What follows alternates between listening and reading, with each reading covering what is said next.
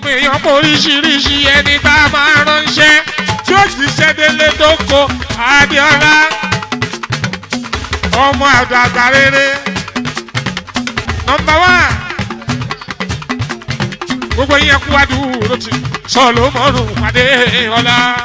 The journey to become the senator representing the largest senatorial district in terms of population in Nigeria, Senator Solomon Olamilekan Adeola, aka YAYI, began with his nomination to contest for the vacant seat alongside about 10 other contestants under the All Progressives Congress APC. Before the primaries held at Agege Stadium, about 4 of the contestants stepped down for Senator Adeola, and in the primary, YAYI scored well over 4,000 votes to defeat 4 other candidates whose votes totaled less than 600. From this wide acceptability, YAYI mounted an unprecedented colorful campaign that combined a roadshow of giveaway freebies and empowerment tools, as well as town hall meetings across the 10 local government areas of Lagos West. He campaigned vigorously for himself and all other candidates of his party, including President Muhammadu Buhari and Governor Akinwumi Ambode.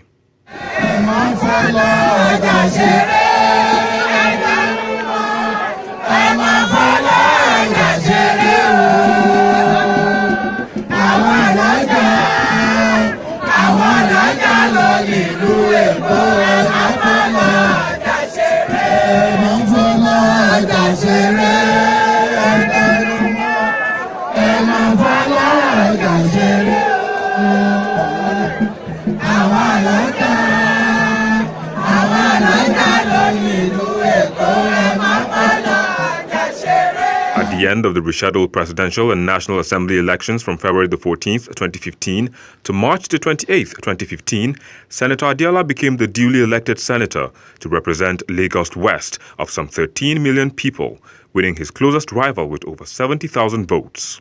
Following a muddled-up inauguration of the 8th Senate on June the 9th, 2015, where a few members of APC colluded with PDP members to upstage majority of APC senators loyal to the party, including Senator Adeola, to elect the Senate leadership, Senator Adeola held an inaugural dinner at Nikon Luxury Hotel, Abuja, with over 1,000 constituents from Lagos present. The fallout of the crisis in the 8th Senate did not allow the Senate to hit the ground running, as the Legislative House had to be repeatedly adjourned for recesses and finally for vacation. This is not the National Assembly we hope that we will start with when the issue of leadership crisis caught up with the activities of the lawmaker. For a better part of the first 4 or 5 months of the National Assembly, it was crisis galore. Crisis ranging from the leadership of both houses that dovetail into the committee, chairmanship, and the deputy chairman, which is still ravaging. And from there, trying to get the confidence of Nigerians on our side to be seen as their own parliament that they have voted for and they are expecting so much from in this new dispensation of new government. And being the first time since 1999 that we'll have a new government entirely in place. So, and with the new government coming in with the change matrac that we will be bringing about changes in every facet of the overall well-being of this country. So what really happened during the first few months of this administration as regards the National Assembly was not a good news, a palatable news at all. But give or take, now that we have all resolved and believe that yes, Nigeria is greater than each and every one of us or any individual, we have agreed to set aside all these differences. For issues that are still pending in court, we have allowed the judicial process to take its course and take its decision in that regard. But since legislative duties commenced in earnest, Senator Adeola has been discharging his responsibilities diligently to the admiration of all. He successfully presented a petition for one of his constituents, Sergeant Amos Olaniyan, who was wrongly and verbally suspended from the Nigerian police force 21 years ago without pay. Mr. President, and I go through it. This is not a real. The petition may only be presented to the Senate. The petition referred to the Committee on Ethics and Privileges. The petition is receiving deserved attention as the Inspector General of Police and Sergeant Olaniyan have both appeared before the Ethics, Privileges and Petition Committee of the Senate, and it is hoped that Sergeant Olaniyan will get justice after 21 years. When the report of the legislative agenda for the 8th Senate was being debated, Senator Adiola showed his prowess as a legislator par excellence as he addressed salient institutional issues of legislative development and capacity for legislature. I represent the good people of Lagos West Senatorial District, the largest senatorial district in Nigeria in terms of population. Mr. President, distinguished colleague, there is need for us to put NABRO to work. There is need for us. This year in, year out, that you find out that the executive will come with this document. And that is the only time you will find the executive romancing us, because they want to take away our powers, which is the power of the purse. After the business of lawmaking, one major power which we cannot afford to leave is the power of the purse, and it's strictly with the budgeting process, because they are fully aware that they have all the mechanism in place to put together this their own document. And each time this document is laid before us, they don't want us to even tamper with it, not to even look into the budgeting process. Mr. President, I believe this is one area we should look into critically. We should put NABRO to work. By now, NABRO is supposed to be putting together an idea of what the 2016 budget will look like.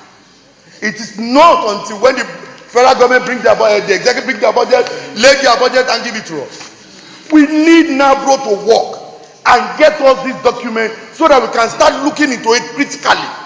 Senator Adiola also shone like a bright star legislator that he is during the ministerial screening and confirmation of ministerial nominees. Only a legislator that knows his onions legislatively and professionally could have questioned ministerial nominees, Mrs. Kemi Adeosun, the former Commissioner of Finance in Ogun State, and Dr. Israel Adewale, the Vice Chancellor of University of Ibadan. Yes, I haven't gone through your CV. I painstakingly look line by line and notice that you have a wealth of experience in the area of financing. Let me start by saying one, if peradventure you are posted to the Ministry of Trade and Investment with your over 26 years of cognate experience in both private and public sector, what will you be advising the Federal Executive Council in attracting foreign investment into this country? 3, with the burden of looking for finances in financing the capital expenditure of this country, and it is put before you that there is need for us to deregulate the downstream sector, will you support, and why? 4, looking at the one, there are agencies of the government that are fully funded by the nation budget. 2, there are agencies of the government that are partly funded by the federal budget. And 3, there are agencies that are self-financing. How will you implement the Treasury single account? 5, I put it before you. So far, his bill for an act to amend the Federal Capital Territory Law Cap F6, Law of the Federation 2004 to correct double taxation has passed first reading in the journey towards passage, while a motion that seeks to investigate the disbursement of funds for cassava export is pending in his name. For the first time, we are having a budget that where the benchmark of oil is not really a major factor as far as the revenue generation for this year's budget is concerned. Mr. President, the $38 per barrel of oil is only taking care of only just 820 billion naira. And Nigerians must be ready to tighten their belts and wastages must be reduced to the barest minimum. The two instances that is in the body of this motion happened in my own senatorial district. The first one that happened in Yanopaja area of Lagos is directly under my senatorial district, and the second one mentioned in Idimu in Alimosho local government is also directly in my own senatorial district. Mr. President, distinguished colleague, I quite agree with the last speaker that says that this menace caused by these fuel tanker drivers needs to be addressed urgently. Mr. President, you will quite agree with me that as we speak, the Apapa area of Lagos is under siege. Under the siege of these tanker drivers who have decided to take over the major highways and thereby affecting businesses in this particular region. Mr. President, distinguished colleague, I think it is also high time that we emphasize on the issue of the movement of these trucks during the days. That is, that we have to put in place that these tankers can only move during the night. Are we not taking aback? The overall total budget of the federal government in this year alone is 4.something trillion naira. And in one single day, mopping up money across federal government institutions, we're able to generate 2.5 trillion naira. And this same government, both past administration and now, I'm coming, please. Allow him now. Mr. President. Address the chair. Mr. President. Continue. Dear colleagues, please. More than 80% of this accident is caused by the bad state of our road. And on our live TV, on everything, you can see the state of this road and the deplorable state we have on this road. And one agency has been saddled with that responsibility in maintaining this road. That is the Federal Road Maintenance Agency, FEMA. And each time you invite FEMA and even ask them, why are you not on this road? Go to Lagos-Abeokuta Expressway. Go to all roads across the country. You will find out that they will give you reasons that there are no funds, that there is no money. And as such, there is little or nothing they could do.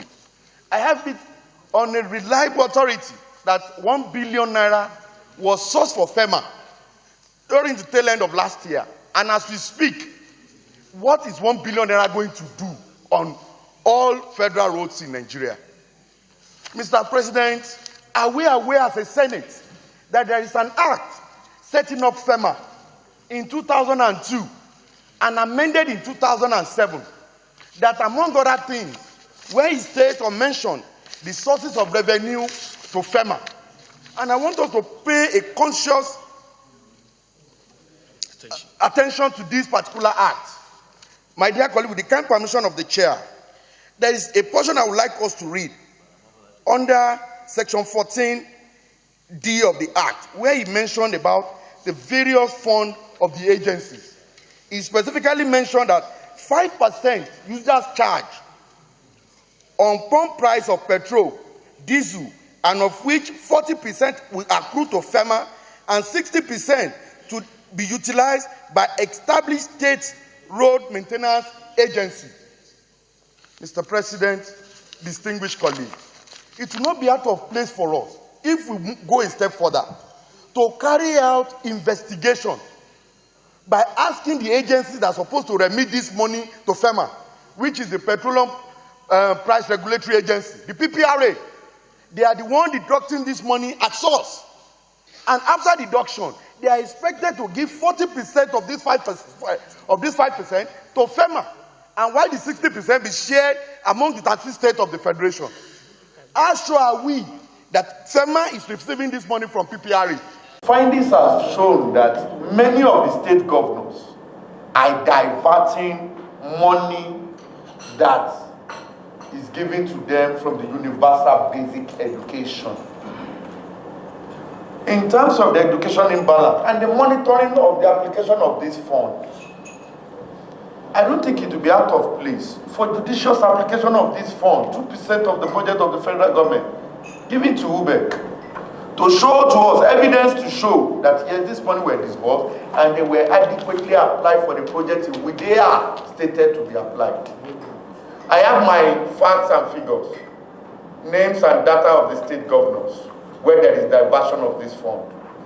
And the same UBEC will sign off on this money, that this money has been collected and that has been judiciously applied.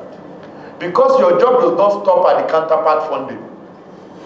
It is not about you have to get 1 billion, the state has got 1 billion, and you match it and say go. No. Your job includes for you to see that the 1 billion the federal government is supporting the state for is actually used for the purpose in which it was set for. So that is my own question for clarification and also for that documentation. Because now we all mention TSC. But we know that there is more to it than we are saying. You told my our colleague now that 64 billion is standing to your credit on the TSC account, waiting for counterpart funding from the federal government. So, yes, sir. No doubt, Senator Adiola has continued to give generously, as is his tradition to the people that elected him, and will continue to do so.